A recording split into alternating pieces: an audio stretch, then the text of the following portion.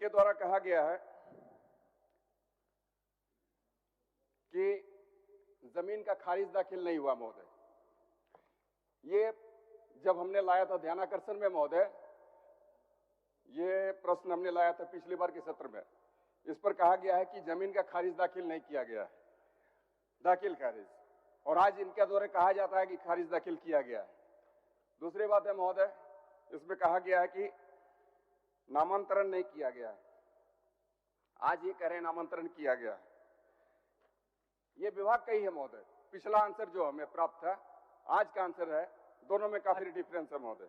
अभी आप क्या पूछना चाहते हैं इसमें? महोदय मैं कहना चाह रहा हूं कि कैसे ये सदन को गुमराह करने का काम कर रहे हैं विभाग के कर्मी, और हम गुमराह होते चले आ रहे हैं।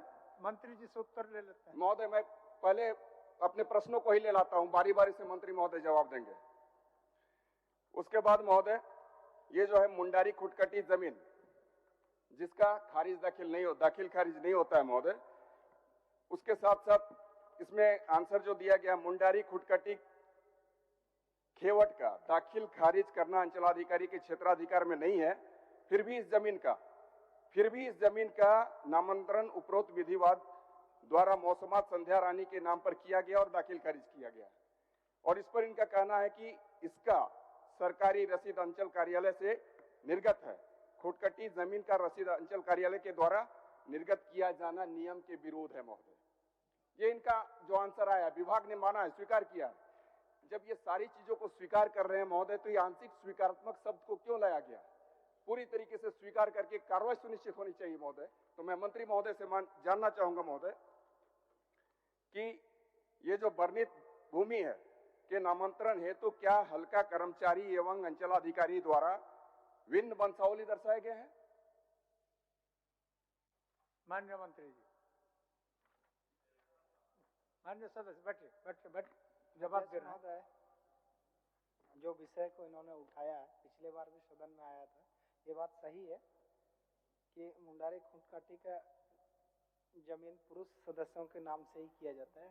तत्कालीन अंचल अधिकारी और सीआई थे कर्मचारी, जिनकी घालमेल से या उनकी गलत नियत के कारण से महिला संध्या रानी के नाम से उन्होंने शेष को दर्ज किया, जिसको गलत पाया गया।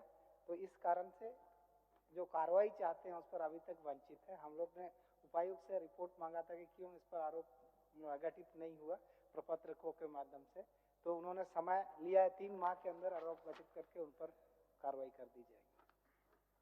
और मैं जानना चाहता हूं कि ये जो कार्रवाई हेतु प्रतिवेदन की मांग की गई है, तो आखिर कब की गई, किस तिथि को की गई?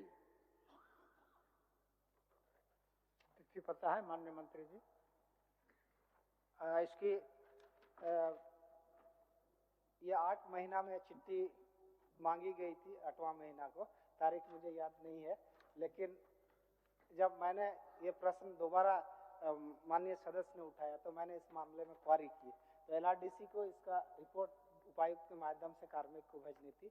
जो गलतियां थी इसलिए उसको विसंगति को सुधार करके मांगा गया, इस कारण से 3 माह का समय लिया गया था। महोदय इनके द्वारा कहा गया है कि जो दोषी है, मतलब विभाग मानते हैं कि उचित प्रतीत नहीं होता है। महोदय ये उचित प्रतीत वाली बात क्या होनी चाहिए? सीधा सीधी होनी चाहिए कि उचित नहीं है और दोषी पर कार्रवाई सुनिश्चित की जानी चाहिए।